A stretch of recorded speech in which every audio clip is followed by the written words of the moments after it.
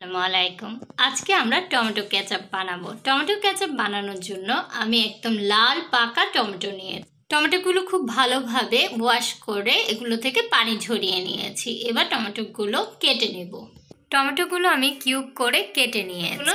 এবার একটা পাত্রে টমেটোগুলো দিয়ে জ্বালিয়ে নিই। টমেটোগুলো আমি কোনো পানি ছাড়া সিদ্ধ করব। এর মধ্যে আমি 1 চা চামচ পরিমাণ রসুন কুচি এবং 1 চা চামচ পরিমাণ আদা কুচিও দিয়ে দিব। চুলার আঁচ এই পর্যায়ে খুবই লো রেখে আমাদেরকে এগুলো সিদ্ধ করে নিতে হবে। যদি আঁচ একটু বেশি হয় তাহলে টমেটোগুলো লেগে যাবে। এবার একটা ঢাকনা দিয়ে আমরা ঢেকে দেব। টমেটোগুলো প্রায় ম্যাশ হয়ে গিয়েছে। এবার আমরা এর মধ্যে হাফ কাপ পরিমাণ চিনি দিয়ে দিব। চিনিটা আপনারা আপনাদের স্বাদ মতো দিবেন।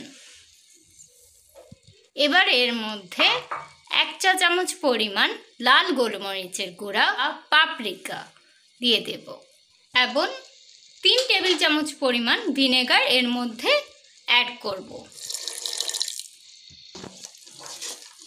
এরপরে আবার আমরা মিশিয়ে ঢাকনা দিয়ে 5 থেকে 10 মিনিটের জন্য জালে রেখে দেব।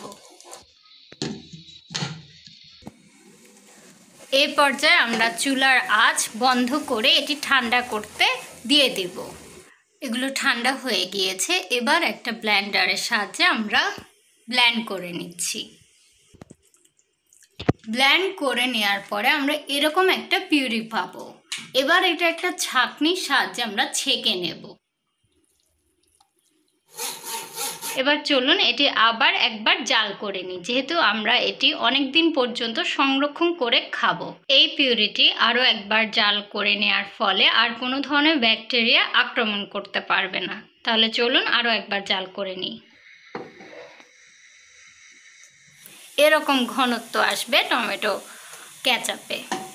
এবার আমরা নামিয়ে ফেলব। এভাবে ঘরেই বানিয়ে ফেলুন মজাদার টমেটো কেচাপ।